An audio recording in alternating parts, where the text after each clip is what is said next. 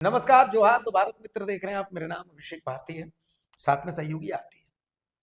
सबसे पहले हम आपको एक बयान सुनाना चाहते हैं। ये बयान माधव चंद्र कुंकल है, चाईबासा में जो नो एंट्री के खिलाफ आंदोलन हुआ है। तो उस आंदोलन में एक शख्स और जेल गए थे, वही है माधव चंद्र कुंकल। और ये जब जेल से बाहर निकले तब इन्होंने एक बहुत बड़ा खुलासा किया कि इस आंदोलन में एक महिला को भी जेल भेजा गया था जो कि प्रेग्नेंट थी, और जेल के अंदर ही उनके प्रसव कराने के चक्कर में और जो भी हुआ, लेकिन उनका बच्चा जो है वो अब इस दुनिया में नहीं आ पाया।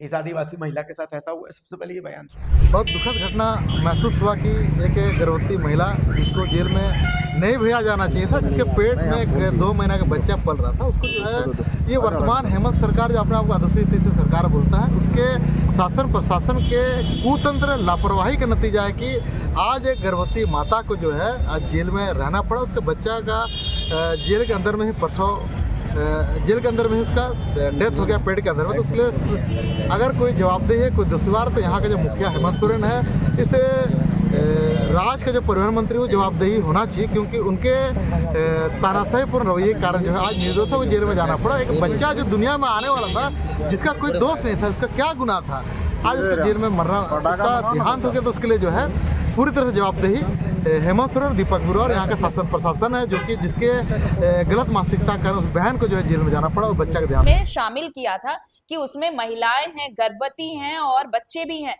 तो कम से कम उन्हें छोड़ा जाना चाहिए था, लेकिन छोड़ा नहीं गया। और आज ये स्थिति आई कि एक महिला जिसके घर में किलकारी गूंजने वाली थी, वो अब उसका नवजात उसके पास नहीं, अब वो इस दुनिया में आ ही नहीं सका।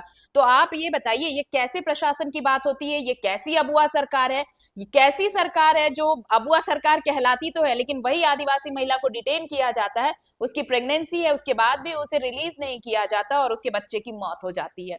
तो सवाल, तो आप कहेंगे कि इसका इम्पैक्ट कितना पड़ेगा? इम्पैक्ट बिल्कुल पड़ेगा। अगर आदिवासियों का पूरा समूह, पूरा समुदाय उठकर जाता है और वहां पर मंत्री जी को खोज रहा है, जो वहां पर भी खड़े होकर आदिवासियों के हक और अधिकार की बात कर रहे हैं मंच से, उनके भाषणों में सुनिए, वो आदिवासियत की बात कर रहे हैं, स्थानीयता की बात कर रहे हैं। भाई, जब स्थानीय लोगों के हक और अधिकार ही सुरक्षित नहीं है, एक महिला, आदिवासी महिला जिसकी प्रेगनेंसी सेफ नहीं हो पाई, वो डिलीवर नहीं कर पाई बच्चे को सही से, आप कैसी आदिवासियत की बात करते हैं? आप कौन सी सुरक्षा की बात करते हैं? कौन से अधिकार की बात करते हैं? तो ऑब्वियस है ये फैक्टर वहां पर इम्पैक्ट तो डालेगा। अगर आप कह रहे हैं कितने परसेंट, तो मुझे लगता है कम से कम 5 से 10% जो हो समाज के लोग आते हैं, क्योंकि ये पूरा हो समुदाय जो था वो गया था, कम से कम वो समुदाय तो इसने तो, इस वोटर ने तो अपना इम्पैक्ट जरूर डाला होगा वोटिंग के दौरान कि ये वोट किधर जाने चाहिए। लेकिन आप समझिए, श्री कृष्ण अगर कह के गए कि आप जो कर्म करते हैं उसका फल आपको जरूर मिलता है।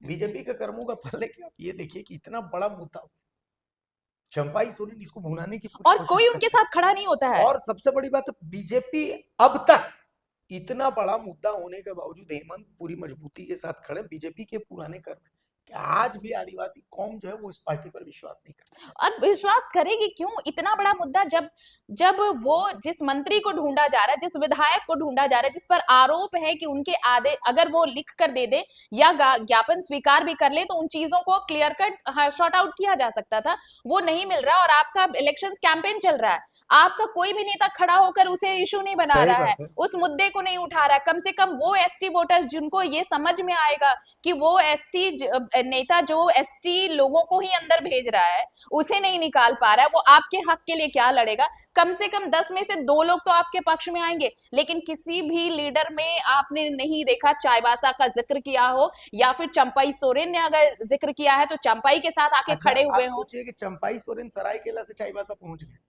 लेकिन चाईबासा के जो नेता है, मतलब मधु कोड़ा, गीता कोड़ा, ये लोग हैं, लेकिन जिस मजबूती के साथ उनको वहां पर, अरे जमशेदपुर से कितनी दूर है? तो आप सोचिए कि पूर्णिमा साहू आ सकती थी, पूर्णिमा साहू नहीं पहुंचती हैं वहां पर। विद्युत वरण में तो ये सब, अगर इन सब चीजों को अगर आप देखिएगा सब कुछ मिलाकर, तो आपको लगेगा कि चंपाई को अकेले छोड़ दिया गया, कि आप देखिए खुद का मुद्दा।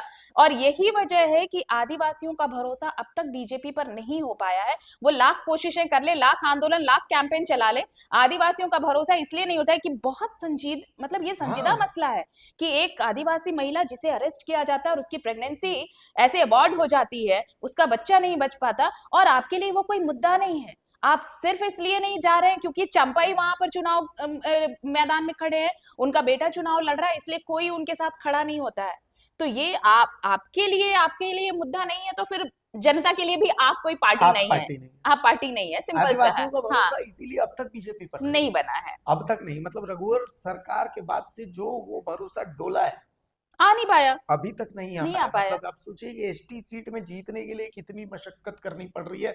आप बीजेपी के एसटी चंपाई सोरेन को अगर 1 मिनट के लिए साइड कर दें, बाबूलाल मरांडी को एसटी समाज ही एसटी नहीं मानता, बिल्कुल, उनको दूसरे जनरल सीट जनरल जीतना सीट से पड़ता है। चुनाव लड़ना पड़ता है। तो हाँ, ऐसी स्थिति में आप सोच लीजिए कि बीजेपी में कैसे एसटी नेताओं का अकाल है, आप समझ लीजिए। अगर नहीं मिल रहा है तो हम लोग जगह जगह खोजने के लिए आए हैं, तो ये हम लोग को भाजपा का आदमी कहा जाता है? ऐसा बिल्कुल नहीं है। देखिए, चौक चौराहा में तो कोई किसी भी नेता से मिल जाता है तो बात तो हो ही जाता है। भाई, आप लोग भी हम लोग को सपोर्ट कीजिए। कहाँ पर दीपक बिरूआ जी अगर हैं तो बताइए, हम लोग वहीं पर जाएंगे। इसी को लेकर के हम लोग आज मुसावनी प्रखंड के कुछ गांव का भी दौरा किया और घाटशिला क्षेत्र के कुछ गांव का भी दौरा किया। वहाँ हम लोग सोमाइडी गए, नुतंडी गए, इधर कासिदा गए, गोपालपुर गए, वहाँ जगह जगह हम लोग खोजे, वहाँ भी नहीं मिला।